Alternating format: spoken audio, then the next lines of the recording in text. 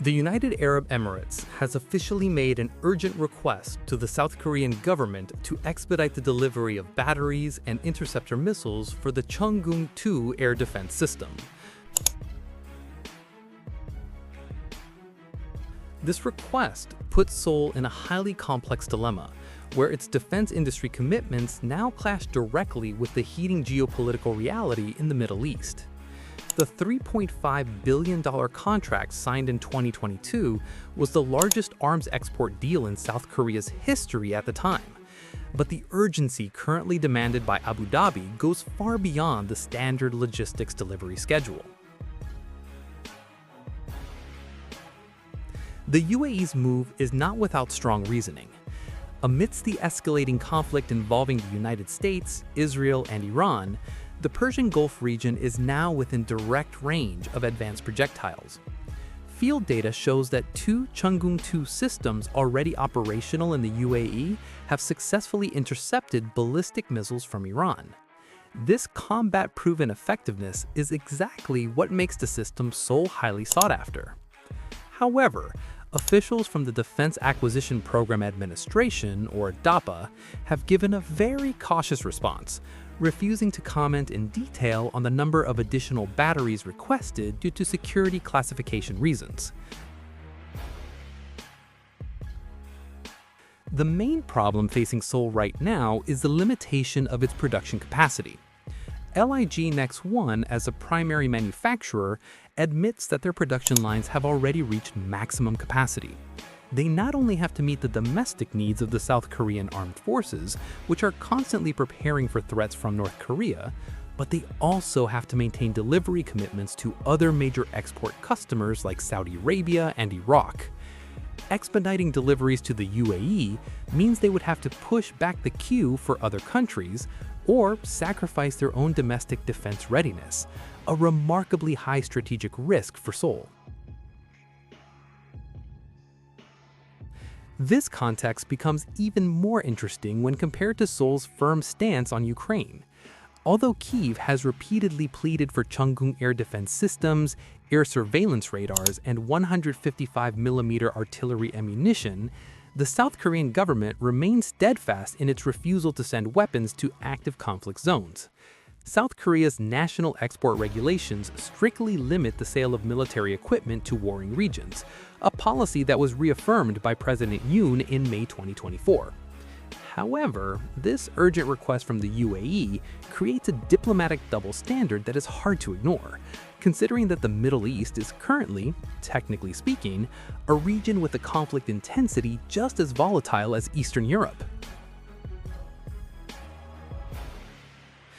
On the other side of the continent, tensions in the Eastern Mediterranean are forcing European powers to reposition their most advanced assets. Italy has just deployed the FREMM frigate, Federico Martinengo, to the waters off the coast of Cyprus. This deployment is a direct response to a drone attack targeting the British Royal Air Force Base, RAF Akrotiri.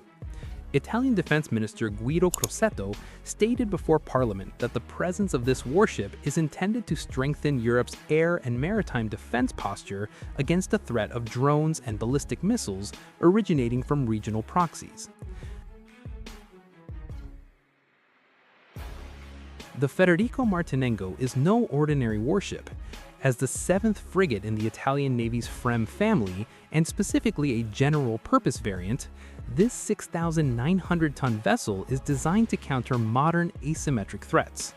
The core of its defensive capabilities lies in the SAM-ESD system, which integrates Aster-15 and Aster-30.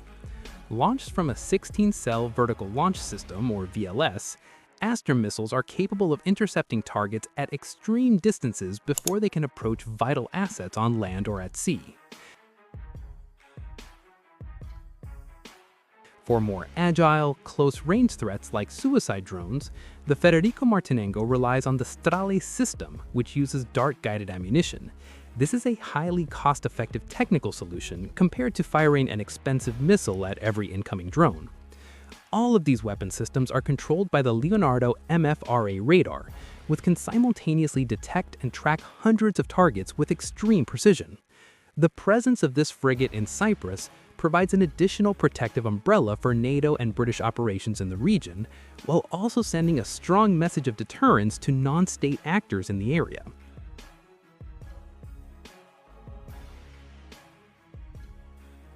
An in-depth analysis of these two events reveals a global pattern. The world is facing a crisis in air defense capacity. The UAE's request demonstrates that wealthy nations are no longer just buying weapons for prestige, but rather out of an urgent need to survive against increasingly precise missiles and drone attacks. South Korea, as a rising arms exporter, is now trapped in a dilemma between its economic ambition to become a global defense industry player and its international political responsibilities.